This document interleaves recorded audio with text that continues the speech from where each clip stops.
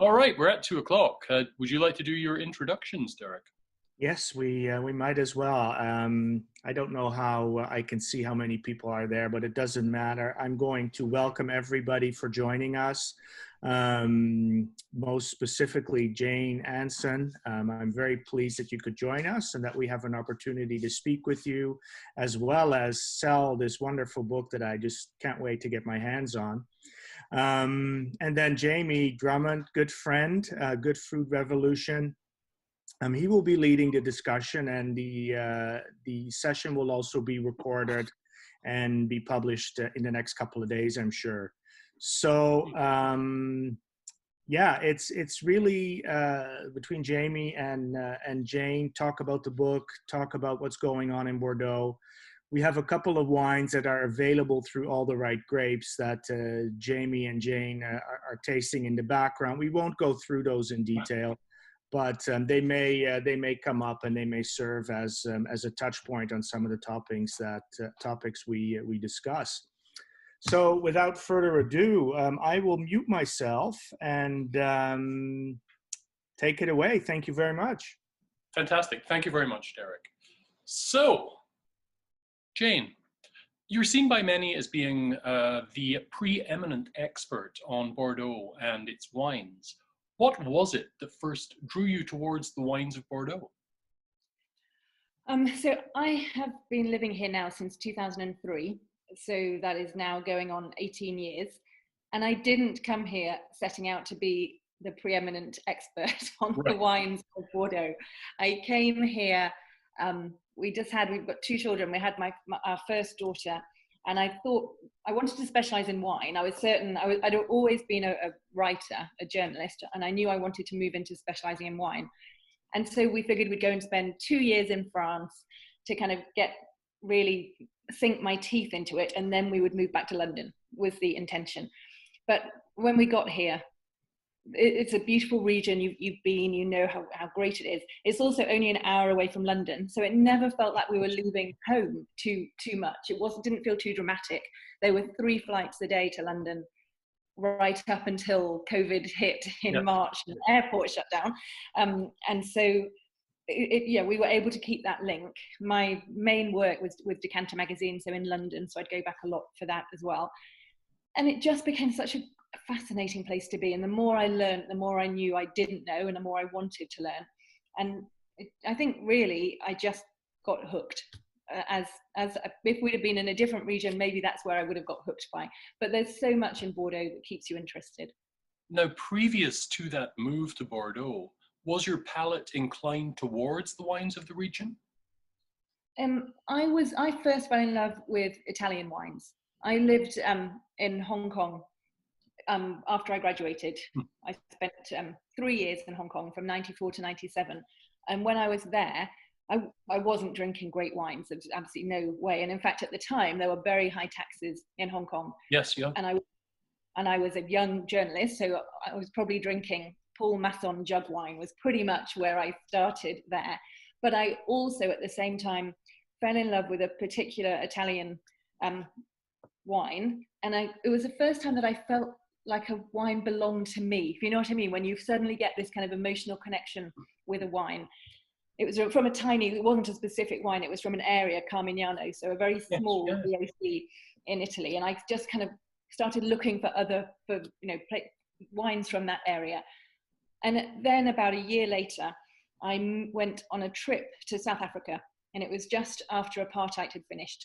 And as a journalist, I interviewed a guy who was the first Black manager of an estate in Stellenbosch that was called Spear. And he had spent most of apartheid living in the States. So he'd left South Africa and he started working for Acker and Merrill. So he was working in the wine trade, and then he moved back in 1996. And I interviewed him purely from the point of view as a writer. But it just struck me at that moment that this kind of thing that I developed, which was this enjoyment of this Italian wine, I realized I could make a career out of it as a journalist, because you can approach wine from so many angles. I loved that I could suddenly be talking about politics and I was talking about wine, and you're talking about economics and history. And then at the same time in South Africa, I visited a lot of other estates and just fell in love with wine and food matching. There were so many different aspects to it. So I think by the time I got here to Bordeaux, I was primed to love wine and to want to learn more. But it was really here that I truly fell in love with the wines of Bordeaux. So your palate was already leaning towards more structured wines at that point, would you say? Yeah, I think that's absolutely fair to say, because if it was Italy, it was either Tuscany or northern Italy, so Barolo, Piedmont. So wines that had tannins. So I wasn't totally shocked by the tannins of Bordeaux, definitely. So this book's been some 3 years in the making. That's a lot of tasting and a lot of words as well. You're 700 pages deep in this Yeah. seminal. There, you have to show this. I can show you guys. That's a pretty serious book. That's a lot of pages. It will be coming your way any day now. But yes, it's a lot of pages. So what made you decide that the world was ready for a book on the wines of Bordeaux with all of the words coming from you? I had started to really get deep into studying about Bordeaux, I guess about a decade ago, where I then went to the local Institute of Enology and started taking classes and really becoming more deeply involved. And I started to be frustrated about the fact that we still talk about Bordeaux really in the way that we've always talked about it, certainly for decades, which is a couple of gatekeepers who talk about the main estates, and we really focus on those top estates that charge a lot of money and not so much on the smaller ones. We tend to think of Bordeaux as being big business, all brands. Burgundy gets all of the kind of moral high ground for having the terroir and the approach of really caring about the soil. And Bordeaux can be dismissed for really not being run by true winemakers. And I knew that wasn't what I was seeing on the ground. I knew that wasn't the reality.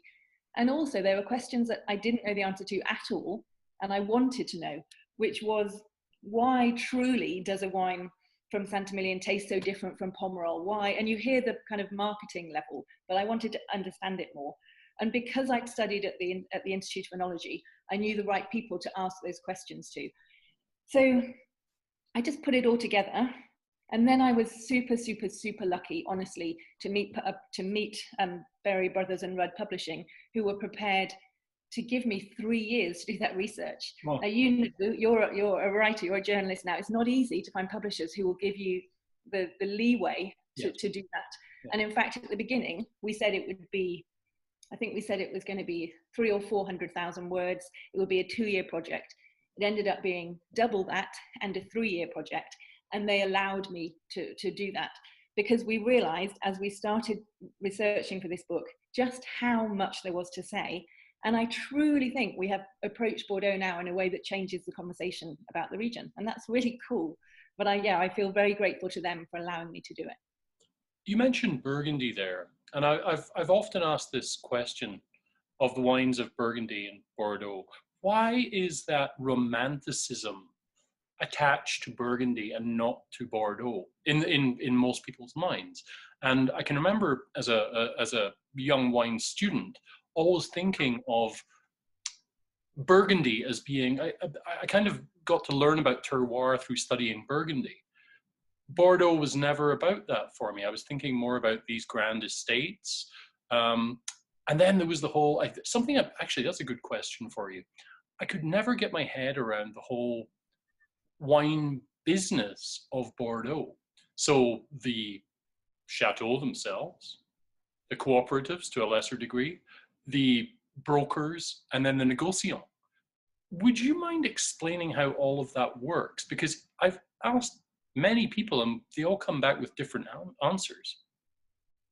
Well, I think it is a great question. And I also think it does explain, the question itself explains why Burgundy gets associated with terroir in a way that Bordeaux doesn't. And one of the main reasons is the structure of Bordeaux, the way it is set up, which is that the chateaus are not selling the wines directly. In about 70% of the cases, they're not selling the wines directly to the consumer. So you're not having these lovely romantic visits to the estate and tasting through a range of 10 different wines with the winemaker himself, who also lives on site, telling you all about them, which is what you do usually get in Burgundy. there are Negociants in Burgundy. There are a lot, there are bigger structures over there, but it is very different, because you tend to buy here through these levels of, as you say, broker, Negociant, and the chateau is behind it. So that in itself is an extra layer that doesn't help. And Bordeaux itself, the structure of Bordeaux, the classifications, the fact that we have the 1855 ranking, we have the Saint-Emilion ranking, we have a Pesset-Léonien ranking. So all these different rankings that kind of tell you what are the good estates, that also is a way in without having to care about what the soil's like and what will it taste like, because we can kind of trust that these rankings tell us where the best things are.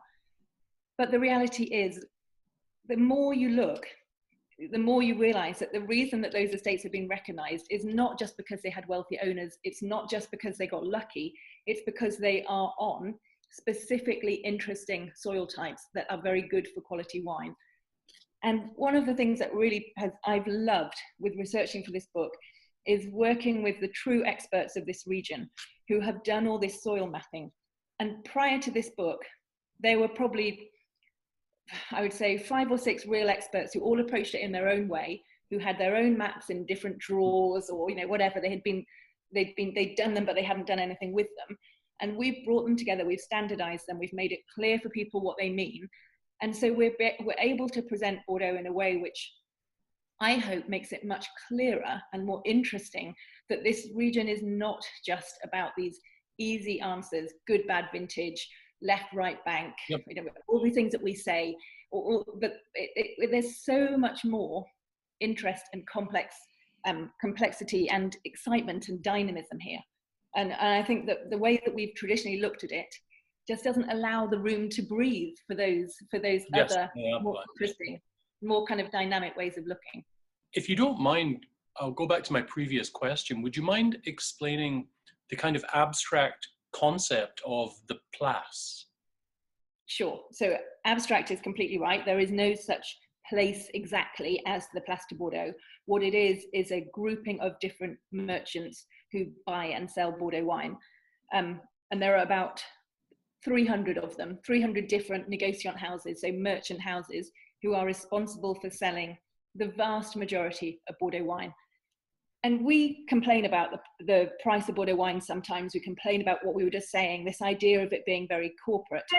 But actually, the Place is why Bordeaux is sold in every single country around the world. It's why Bordeaux is so famous and has been for so many centuries, because for all of its drawbacks, the benefit of this is, if you were Chateau Cantonat Brown, for example, one of the big estates that has, let's imagine it has 80 hectares. It doesn't have so much, but let's imagine it's a very big estate, tons of wine produced each year. That chateau does not have to employ 30 different people to sell the wine in each area. They can just get rid of it in one day during en primeur, send it over to 100 different merchant houses, and they do that work. So it's a very, very, very effective marketing arm. And in years like 2019, when, as we all saw, 2019 vintage, so this year, where it was all kinds of challenges are thrown up because of COVID, of how do you get the wine to market and what price do you do and all the rest of it. This year has shown that the Bordeaux system can work in its flexibility, because people brought the price down and suddenly there was an interest in the campaign. So I thought this year was fascinating. We've all dismissed en primeur and the Bordeaux system. I think now for a good decade, people are getting more and more frustrated with it. Yep. But something happens like this year and you think, there is a benefit. There is a benefit. Everybody could step up. As long as the prices were right, you had all of these different merchants stepping up and ready to sell the wine.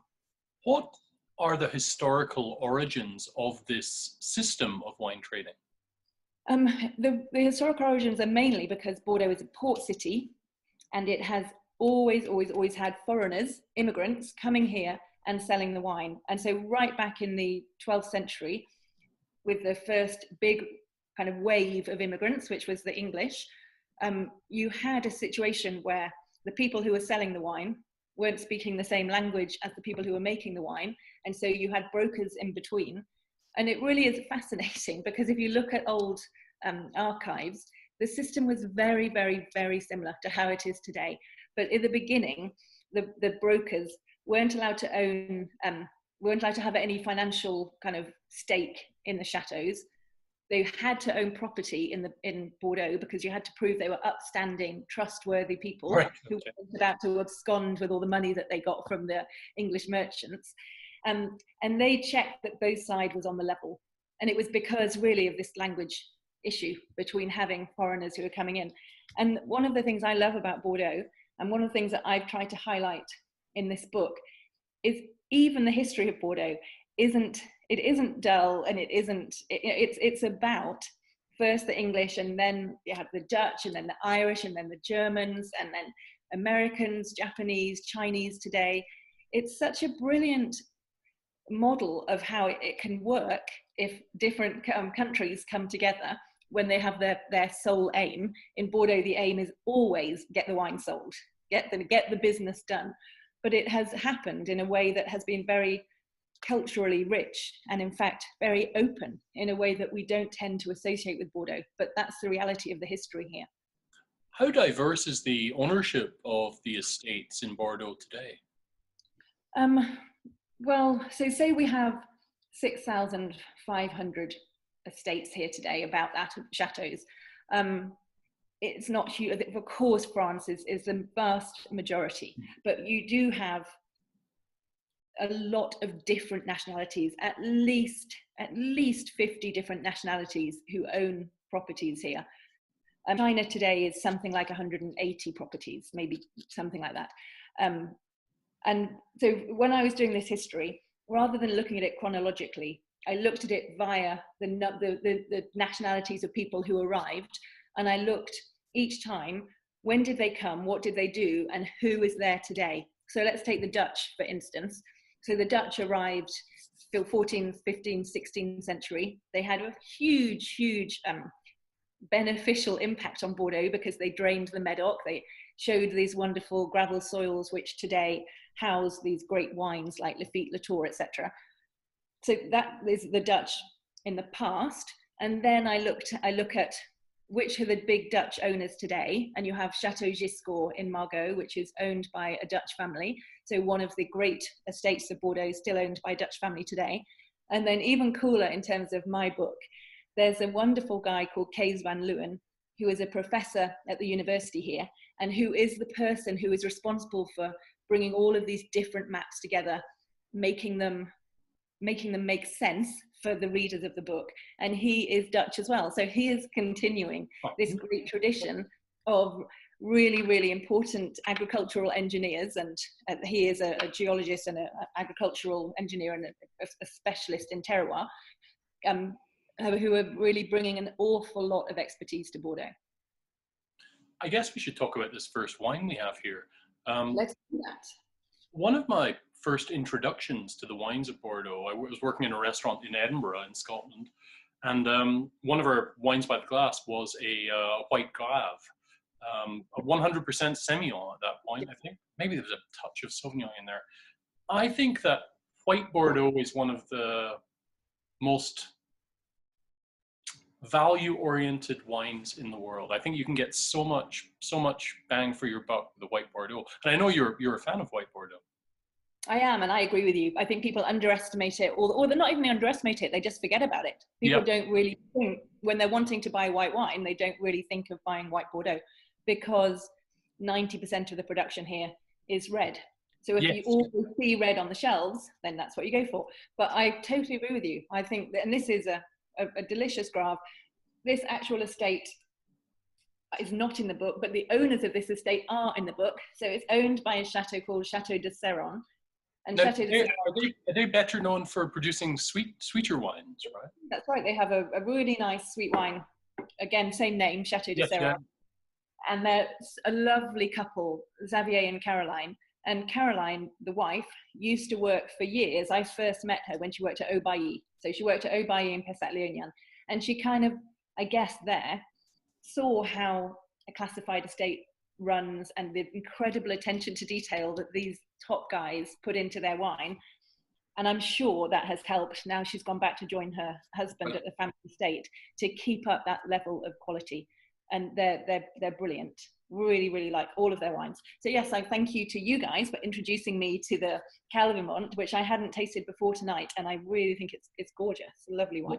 Well, I don't think we see enough white Bordeaux within Canada. I'm just happy that Derek from All the Right Grapes has decided to bring this in, because it's a gorgeous wine. Really enjoying this. Now, yeah, and in fact, what you said before about Semillon, this is quite interesting. This is still 75% Semillon, 25% Sauvignon Blanc. And today, most dry whites are majority Sauvignon Blanc. So it's nice to see this one, which keeps that traditional sense of being majority Semillon. Now, this has a splash of Sauvignon Gris in it as well. Is that something that's being, they're increasing plantings of right now? Apparently, I don't know if this is true, but apparently Sauvignon Gris today has got something like 200 hectares. So about 400 to 500 acres in the whole of Bordeaux. So not a huge amount, but the places that have it are making great use of it, and it's becoming much more fashionable. So these guys have got some, and then there's Smith Haute Lafitte. Smith Haute Lafitte, a brilliant white Grave, one of my, in Pesset Léognan, but one of my absolute favorite dry white wines. And they use quite a lot of Sauvignon Gris. And it is mainly in that Pesset Léognan area where you're going to see it. And I agree, it's got a slight nice roundness, a bit of apricot edge, a very sexy. There's like a textural thing there as well, which normally I would pick up from the Semillon, but there's something else. There's something different in there that I can pick up on. It's really quite something.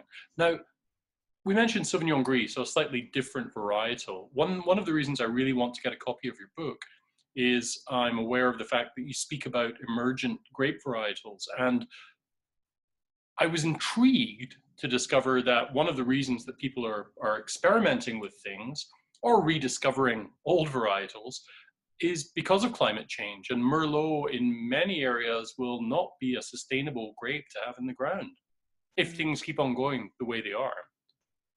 Yeah, it's hard. And it's hard for Bordeaux because they kind of bet the farm on Merlot, really for a lot of the 20th century. And today it's 66% of plantings across left and right bank is Merlot. It is more dominant on the right bank, but there's tons of it as well on the left. Because for right up until 10 years ago, it was the grape you could guarantee would get ripe every year, and has that lovely kind of fruity ripeness and freshness and roundness to it. But as you say, today it's more of a gamble because Merlot goes kind of like this to get ripe, and then it very quickly gets overripe. And so if you've got a very hot temperatures, it can be tough to keep the real beauty of Merlot. But what I'm finding is there's talk about entirely new varieties coming in. So there's an experimental idea that from 2021, I think there are 4 or 5 allowable red or white, 5 of each, that will be allowed, but purely on an experimental basis. Right. And then things like Touriga Nacional from Portugal, things that you kind of wouldn't expect to be here. But it's only Bordeaux, Bordeaux Soup, and the Côtes. It's not Pauillac, Margaux, etc. They're not even considering that at the moment. So it's I was quite surprised to read that Albarino was one of those varietals that we're looking at. So, yeah, but I guess if we're having Sauvignon Gris, you can see a bit of that. Now, something that I found quite exciting is the fact that as we're looking at Merlot as possibly not being a viable varietal, we're seeing a kind of renaissance of Malbec within the region. And it used to be, I guess in the 19th century, used to be a very serious grape in Bordeaux. Yeah, you're right. For most of the 19th century in the Medoc, it was the grape. In 1855, during the classification, chateaus like Chateau d'Isson were almost, maybe I don't know about 100%, but they were certainly 80%. Really? I wasn't aware of that. Okay. Yeah, they were very, very high. And then it kind of fell out of favor because it couldn't get ripe and everybody wanted things to get ripe. And I think that was after grafting. After grafting, it turned out that Merlot just suited very, very well. A post-phylloxera grafting, Merlot kind of came into its own. And today, it started in the Côtes. You started seeing it in Bourg and Blaye. And then last year and this year, now I see it everywhere in the right bank. I haven't seen so much on the left bank, but you see it in Saint-Emilion, Castillon, all of those places. And Malbec, when it's ripe, as we all know, is completely delicious. It's a great addition. And of course, we all need a bit of acid in our wine. So Petit Verdot is going through a bit of a renaissance also. Is that not true? It is, and I'm all for this, because we said I like wines that are a bit structured. I like wines that have a freshness and a lift. I tend to really like left bank wines because they have that natural elegance.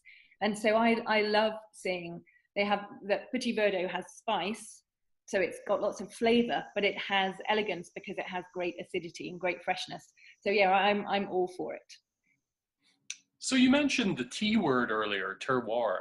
Another aspect of your book that I find most fascinating is this idea of there being a plethora of terroir within the many regions and subregions of Bordeaux, which is not really something that, when I was studying wine, it wasn't really something that I appreciated.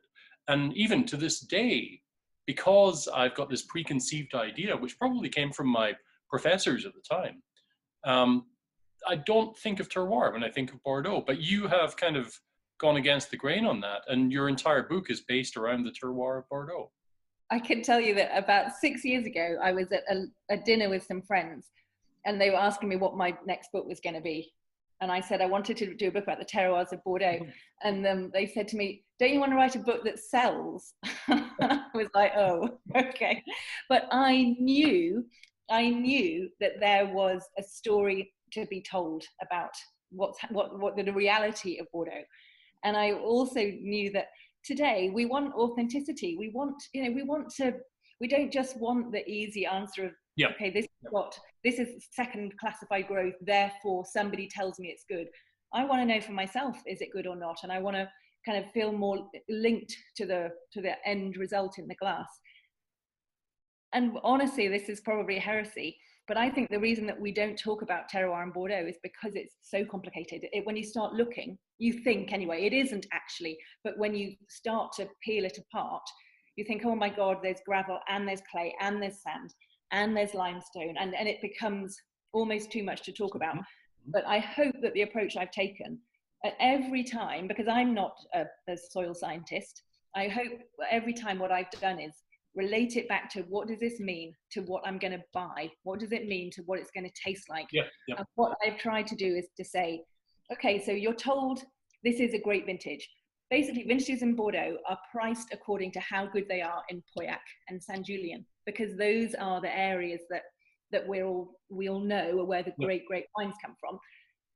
But in some vintages, everything's priced high, but it doesn't mean everything is great because there is such a difference of terroir. Well, I know that. I hope my approach can do is you can say, you know what, this is a really hot year. There wasn't a lot of rain. Gravel's a really hot soil. Maybe that's not the very best. I want to know where the great limestone spots are that will have kept their freshness, or the clay that might have given a bit of extra freshness.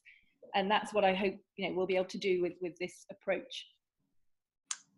Now, there are records, in some of these older vineyards, there are records of plots within these ancient vineyards that were better for certain things than others. So there are historical records that show there was an appreciation of terroir going back hundreds of years, right?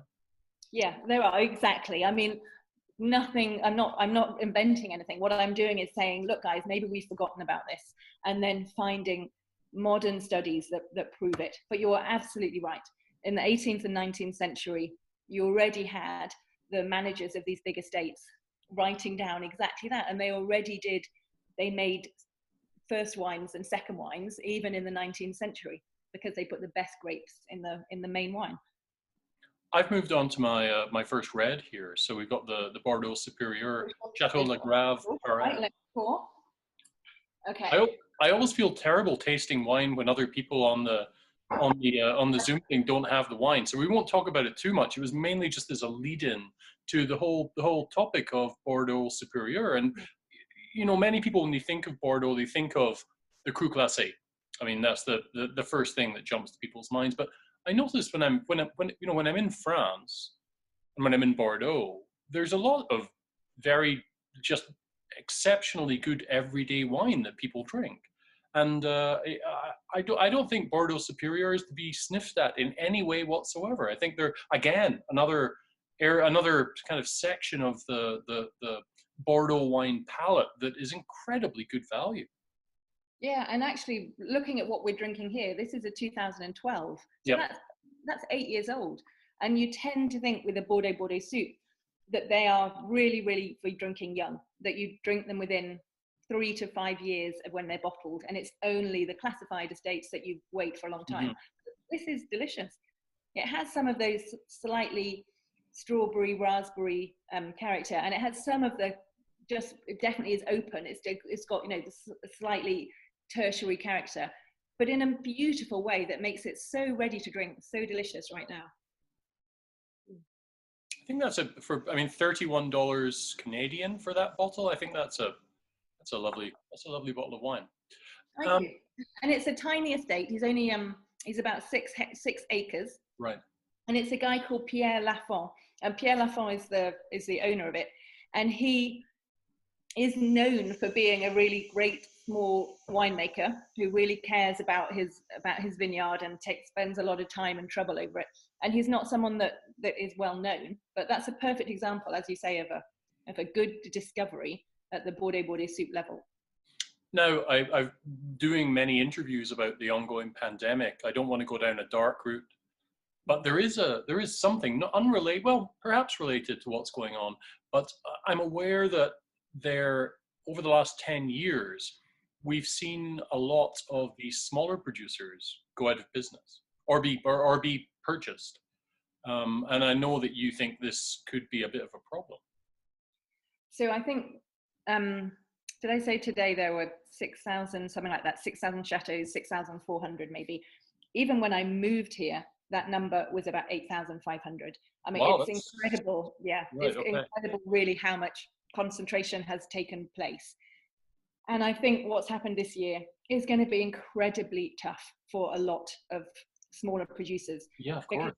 If you're not having people come into the chateaus, and these smaller guys are often the ones that sell a door, that sell through wine tourism, and there'll be less wine tourism this year.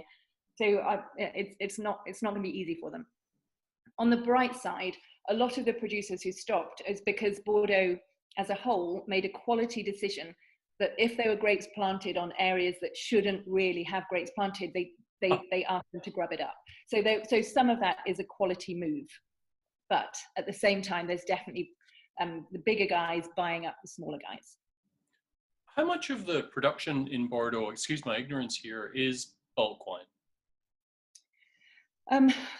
So if we look at the figures, I think it's surprisingly high, not necessarily bulk, but either made through a cooperative or sold on to become part of a brand, about 30% of overall production.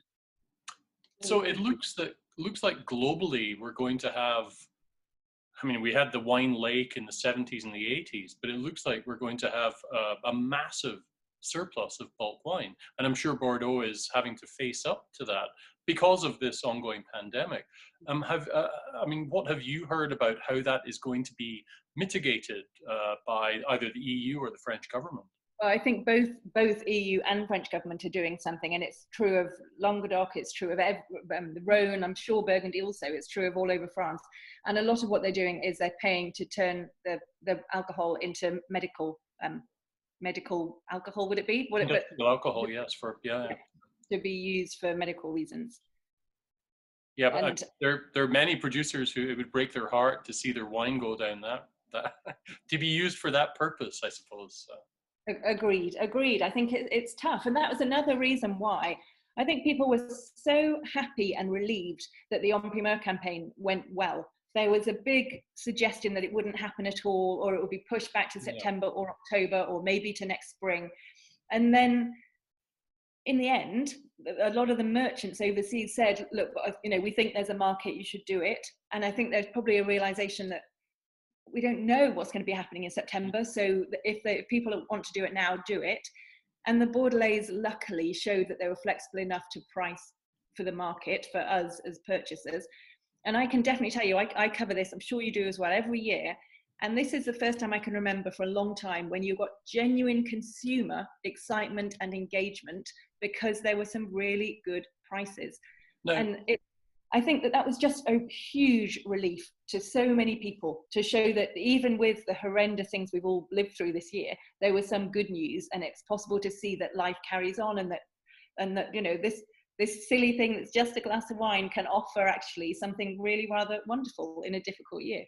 Now, there were substantial discounts on the Emperor. Yes, yeah, exactly. I mean, you know, this is Bordeaux. We're not talking that they weren't giving it away, sadly, but they certainly met the market more than halfway. And the estates that priced well, they sold very well. Many people have spoken about this as being kind of like a reset switch for the pricing in Bordeaux. What do you think of that? Well, I certainly hope so. I honestly, they don't listen to me about what they should price at, so I couldn't say, but it's in their hands to realize that this year was a great way to get some loyalty back and some excitement back. That's what I keep thinking for the way that I hope I've approached this book. One of the things you asked me actually a couple of minutes ago was about having a single voice in this book. It's a big book. And normally in a book this size, you would have maybe 10 different authors having one area of speciality. Yes, yes. And you know, it is kind of crazy really that it's one person who's written this. But the reason that I felt really strongly, and I didn't have a lot of researchers for me, I did this research myself, was because I wanted you to feel when you're reading it that if you like if you get into the way that I'm writing about, that you'll feel all the way through that we're having a conversation, and that you're not having to keep changing. Oh, well, this is what she thinks, but now I have to recalculate to what the next person. I hear you. Yep. So it was really important to me to do that, and I think that's again this part of this idea of trying to make Bordeaux feel human and reachable, and you know that you can exchange with it. You were basically on the road within Bordeaux for 3 years. How many chateaux, how many estates did you visit? Well, so this has got, I think, about 1,000 chateaux in there, 800 chateaux, and then maybe 200 more wines. I didn't visit, I've got to tell you, every single one, but I did visit every single one or taste the wine of every single one. So sometimes I would go to, say, La Londe de Pomerol, and their local syndicate set me up a tasting of all of the wines, and then I would pick out of all of those wines, I would pick, say, the 20 that I liked the most, and then I'd go and visit those guys. So, and the other thing I did that was really fun was I wanted to see the kind of context. So I found this amazing old Roman site up in the Medoc, which was lived in by the Romans in the 4th century, 3rd century. And I'd never visited before, although I'd heard about it, but I bothered this time to do the detour and go and see the remains of what had been at the Forum for the Romans. And so I did all that kind of stuff so that I could really immerse myself in what was the every nook and cranny. And it was great. My children were very, very patient with me last summer because I was sat at my computer for most of the time. But yeah, no, it was great. I definitely got to know this region in a way that I hadn't known it before I started the research. I was just thinking, so when you moved to Bordeaux 17 years ago, and that was when you developed your palate properly for Bordeaux, those were in the Parker years. So Bordeaux wines have changed quite a bit from the wines that were being made in 2003. How would you explain that? I love that question because that's exactly in the intro to the book. As I say, when I arrived here, people were doing 200% new oak, which means that they make the wine in new oak and then they put it back into a new oak barrel to age it. And also they would be leaving the grapes as long as possible on the vine to get as ripe as much sugar as possible, so as much alcohol, and you name it. It was you're right, it was the Parker years. And I was never of that palate, so I was probably way out of step. Thank God I wasn't trying to write this book then, I would think. It's probably one thing. But it's been so interesting seeing the change, and there's a couple of estates that I would draw everyone's attention to really follow this change. One is Trolong Mondo in Saint-Emilion, where you've really seen it go from this very, very big, it did all of those things I'm talking about, low yields, late harvest, high alcohols. Yeah. The alcohols are still pretty high because of where it is. There's the terroir, which you can't take away. You don't want to take it away, but they pick earlier. They've done a lot to kind of sculpt the wine, to introduce more freshness, just doing small things like not reducing the yield, not kind of dropping so many grapes that everything's really, really concentrated, leaving a more natural balance on the vine so that you're getting more juice in the final palate, in the final taste. Those kind of things make a huge difference, and they've been great to watch evolve. And even Pavi, which was the poster child really of those very, very big attractive wines, they also have done a great job, in my opinion, of rebalancing a little bit, of bringing it back slightly into a better balance. Have many of these estates got rid of their flying winemakers now? They've changed their winemakers. They all still rely on their consultants, but there's a new, very fashionable, brilliant, very, very brilliant guy called Thomas Duclos, who is now kind of rules Saint-Emilion in the way that perhaps Parker once did. Yeah. I had a question in my head, it just disappeared. We should go on to this third red, I guess. This is Okay, let's do that. Oh, good, and I love this third red. I know you're a big Margaux fan, so. I am, and this is a great example, Chateau Chanteloun, of how you can kind of not beat the system, but work with the system of Bordeaux, because the winemaker here is a guy called José Sanfin, and he is the winemaker for Cantonat Brown. So he's a winemaker of one of the big estates. So he has all of that knowledge and expertise and experience, etc., etc. But this is his own estate. It's his family estate, and it's tiny. It's only 1.38 hectares, which is what 2.5 acres. Really, really small, close to Cantonat Brown. You're not paying the same prices as Cantonat Brown, but you are getting his expertise, and you're getting the Margaux soils. And for me, that's often a great way in to Bordeaux if you want the kind of skill of the classified growths, but you don't want to pay the price of the classified growths. There are lots of wines like that have links, but aren't charging the same prices. Now, I think our wine agents in Toronto, at least, have a hell of a job selling that's good. Bordeaux to anywhere but big steakhouses and the like, because Bordeaux has that kind of stodgy image. Has that, actually, I've got Derek would like to say a word here. There you go. Sorry, Derek, if I was ignoring you. Derek, you there? You need to unmute. Unmute here. Can you hear me? Back. There you go. Yeah. Yes, thanks for letting me interrupt there. When we started our agency 4 years ago, I knew right off the bat that I wanted Bordeaux to be part of it.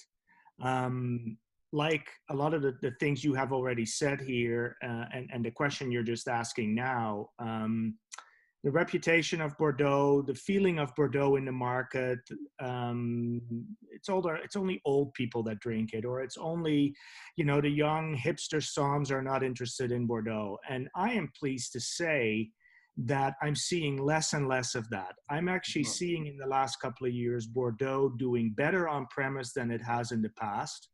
The three wines that Jane is tasting are actually part of our core Bordeaux wines that are doing extremely well on trade.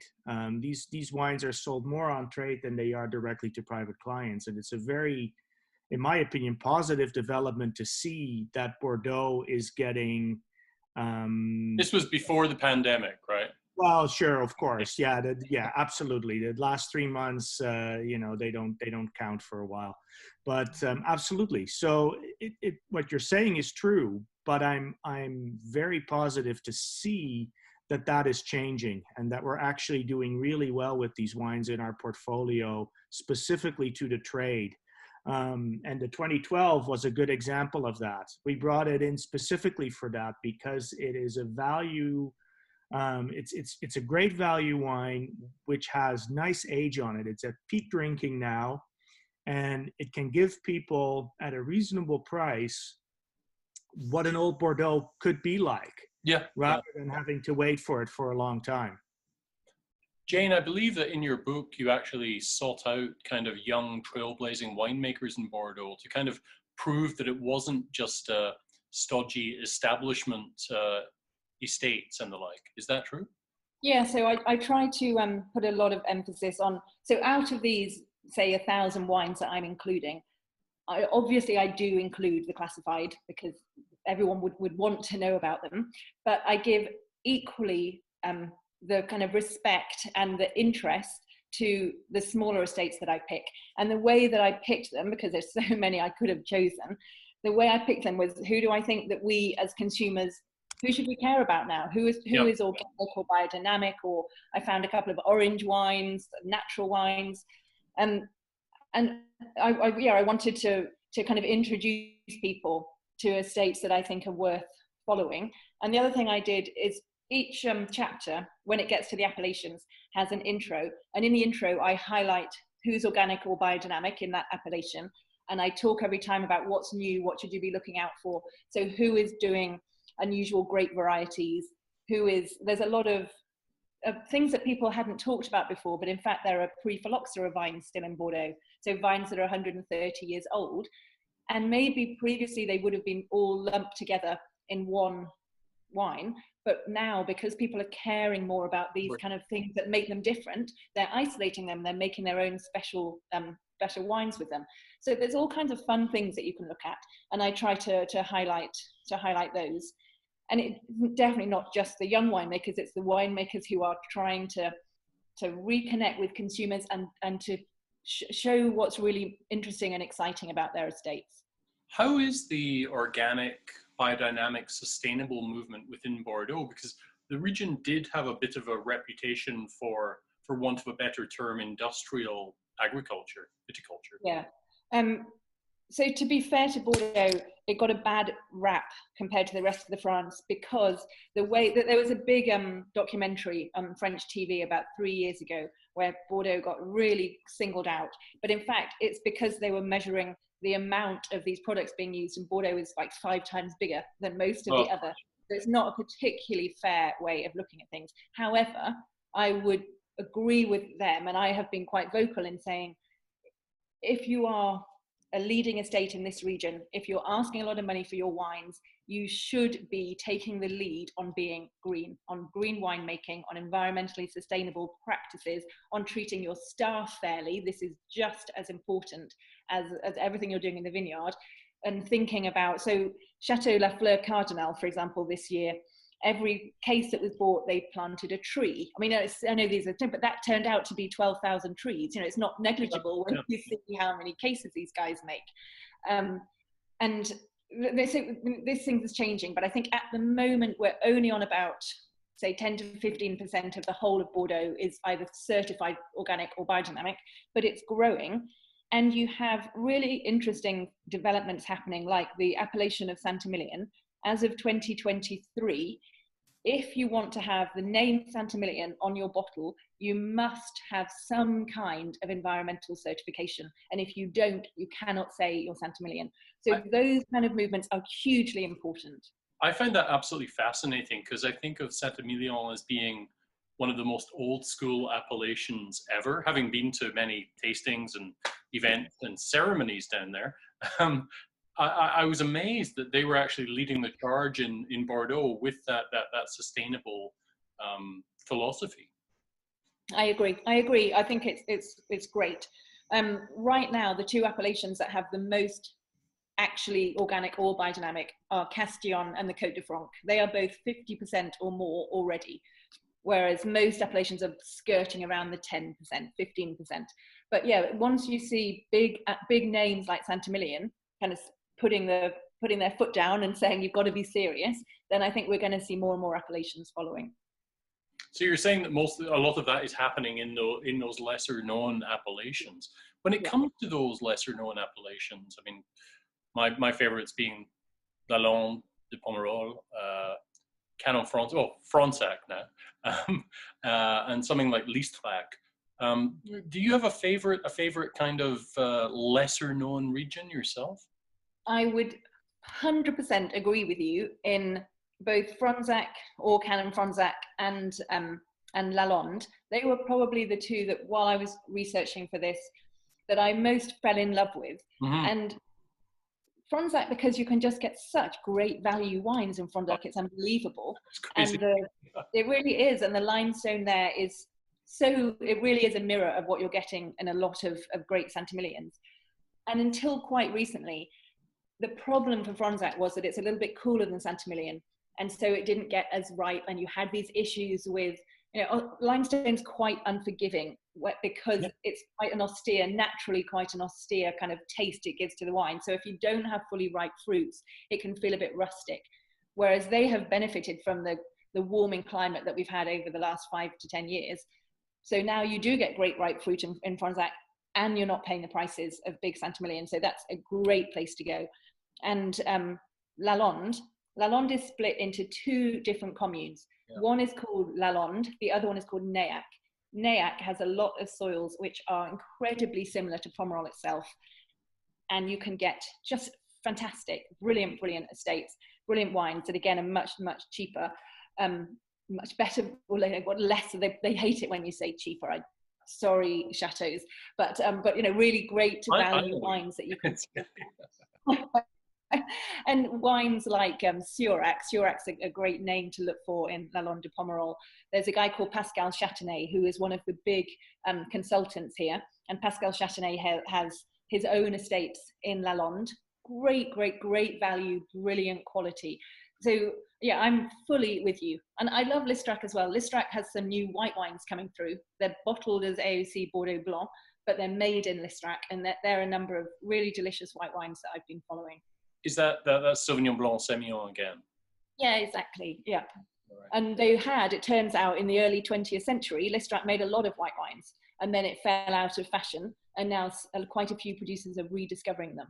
And they're really delicious white wines. On a closing note, and getting back to our contemporary situation, you were under lockdown for quite some time in Bordeaux. What was the most positive thing that you took from your lockdown COVID-19 pandemic experience? Well, other than getting really well acquainted with Zoom, which has been something that I definitely didn't know about in March, it's almost unbelievable to believe that in March I must have Googled what is Zoom and then downloaded the app. That is really hard to imagine now. But I think in a way we were quite lucky in France, and I think you have the same experience in Canada, which is that quite quickly we were told this is what's going to happen. These are the rules that you're going to be following. And so a lot of the initial stress was taken away once you were basically given the framework under which you'd be living. I think not every country had the benefit of that. You know, I'm from the UK. It was a much more chaotic approach to who should lock down when and what you should do. And I think that was very stressful for a lot of my family who were there. So we were lucky in France not to have that. So once the initial, obviously, stress had passed, I think this idea that even if we're not together in the same room, the fact that we all wanted to connect over things like Zoom was really very positive, really positive. And I think it's given me a whole new understanding of what it is that we love about wine. We love the stories. We love how it makes us connect. We love how we can all share these experiences like we are doing. And I'm not sure that I've really fully appreciated that the same way as before all the things that's happened to us this year. It's interesting. I've done a lot of tastings online like this, but the thing that I miss most about normality is actually being in a room and tasting with my friends and my peers, because it doesn't, doing this digitally, it's great, but it doesn't, there's a visceral thrill about being in a room with someone. And I don't know if it's like the eye contact or the pheromonal thing or anything like that, but I really, truly miss that. So I'm looking forward to getting back to that. Actually, we have a question here. Derek has alerted me to a question from one of the audience. I'll let Derek bring that in. There you go, Derek. He's keeping an eye on all this stuff. Sure. Yeah, I'm trying. Yeah, there's a question about specifically 2018 versus 2019 vintage. Difficult to decipher a specific opinion amongst critics on which is better, if any. Do you have an opinion on those? Well, so kind of a different style. And I think it depends obviously on what style you're looking for. But generally speaking, 2018, a little bit more exuberant, fruit driven, a richer style. 2019, a little bit more structured, classic. It was still a very warm vintage. It's still, you know, got a lot of shoulders in it. They're big wines. They're very good quality, but they're a little bit more in the 16 kind of a vein, and the 18 a bit more in the 15 vein. Okay, interesting. There's one thing I forgot, which was to mention the maps within your new book. And I think it would be remiss if I didn't mention them. Would you mind being a hand model for a moment and showing us? Thank you so much. I would just show, because this is actually one of my totally favorite things as well, is that they are gatefold. I mean, how cool is this? Yeah, that's pretty special. Yeah. And so on one side, you've got, these are the different types of, we're in the Medoc here. These are the Medoc gravel terraces, and you have different kinds of terraces. And the thing that really is mind-blowing is there are 6 different terraces, but there are 2 in the Medoc particularly that are very good quality. And of these 61 1855 estates, every single one of them is on one of those 2 terraces, which is why when I say it isn't just about money, you know, it isn't just about the fact that they had wealthy aristocrats. There is a link to something real. And then on the other side of the page, you have the names of the estates so that you can kind of compare who's on which terrace, etc. It's really, they're great. So we have that for the right bank, for the left bank, for other areas. Excellent. So thank you for bringing that up.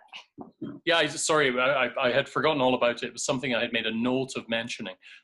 Jane, thank you so much for joining us today at Good Food Revolution. Derek, thank you very much for providing the wines for our pleasure and a tasting pleasure. And yeah, your book will be available through All the Right Grapes. Derek, how would people find this book if they're looking for it in Canada? Best thing to do is probably to shoot me an email at orders@alltherightgrapes.com. There's an order form on the website. We haven't quite managed yet to include it in our wine shop online due to the different tax that applies. Right. But we are taking pre-orders for all of Canada on the book right now. I'm just waiting to hear whether the book has shipped already or if it has left the printer just yet. If it was in Italy, it's definitely left. It's definitely gone. Okay, I've heard that today. So then it's on its way. We're super excited about being able to do this. Bordeaux, in my personal wine journey, has always had a special place in my heart. Yeah. I love that we were able to connect, Jane, to make this happen on your behalf, selling the book as well as doing this call. In fact, I hope we can do it again. I hope we can figure something out either when the book has just arrived or whenever the time is right, and maybe we'll come up with a topic that's a little bit more specific, perhaps. Yep. Yeah. But Jamie, I'm very waffly, right? So. Oh, you were amazing, Jamie. You were great. I apologize. You were asking tough questions as well, so that kept me on my toes for that hour. Good. This was fantastic, and I thank everybody who called in. Also, thank you for your time. Thanks for listening. Again, Jamie, thanks for hosting, and Jane, thanks so much for doing this. It's just wonderful to see your passion about Bordeaux, and yeah, it's great. I loved it all around, and thank you very much. Thank you everybody, and yes, I look forward to seeing you all soon, hopefully in person, maybe Absolutely. next week. That would be nice. Okay, Take care, well, everyone. Stay safe. Have a good rest of your day. Bye. Bye for now.